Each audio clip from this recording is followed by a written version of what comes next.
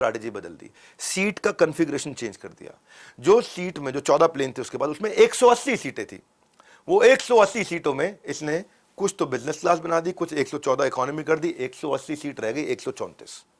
अब 134 में अगर बिजनेस क्लास थोड़ी भी खाली रह गई तो इकोनॉमी की समझ लो मल्टीपल इफेक्ट में कितनी ज्यादा खाली रह गई।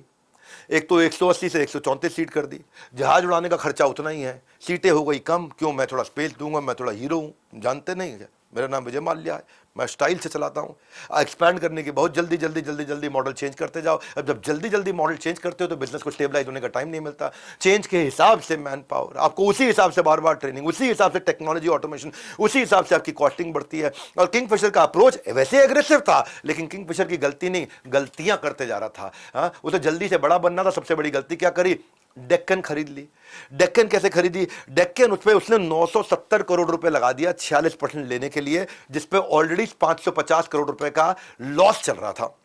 अब वो लॉस मेकिंग कंपनी को अपनी ऑलरेडी लॉस मेकिंग कर्जे में फंसी हुई कंपनी के अंदर घुसा लिया और क्या किया? सोचा मिडिल क्लास वालों के लिए भी इंडिगो की तरह एक जहाज खरीद लेता हूं।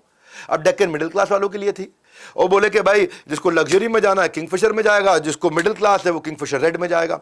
अब किंगफिशर रेड को लो कॉस्ट की तरह जब ये लेकर के आया तो हुआ क्या? सारे के सारे किंगफिशर वाले किंगफिशर रेड पे मूव कर गए। ये जहाज खाली उड़ने लगे, ये भर के उड़ने लगे। अब जो किंगफिशर मेन था वो खाली उड़ने लगा, खर्चा उतना चल रहा था, रेवेन्यू आ नहीं रहा था, सब रेड पे मूव कर गए। एवरेज टिकट साइज कम हो गया। जहां एक टिकट बिकती थी 16,000 रुपए की, वहां ये सस्ती वाली में वही आदमी 8,000 रुपए में काम चला रहा, और रेवेन्यू आधा हो गया, खर्चा डबल हो गया, कर्जा बढ़ गया, लॉस मेकिंग कंपनी अंदर आ गई। अब कस्टमर जब रेड की तरफ शिफ्ट हो गया, इसको बोलते हैं कैनिबलाइजेशन। आपका एक प्रोडक्ट दूसरे प्रोडक्ट को खा जाए। जब आपने एक जैसे दो प्रोडक्ट लॉन्च कर दिए तो आदमी एक ही खरीदता है, दूसरे पे खर्चा तो आपका लग गया पर कमाई एक ही से हो रही है, दो से नहीं हो रही। कैनिबलाइजेशन, एक कैनिबल समझते हो ना, नरभक्षी। वो एक जहाज दूसरे जहाज को खा के बर्बाद कर दिया। वो गलती करी जो इंडिगो ने नहीं करी। इंडिगो ने क्या किया? One solid business plan, one single configuration, एक जैसी सीटें सारी की सारी।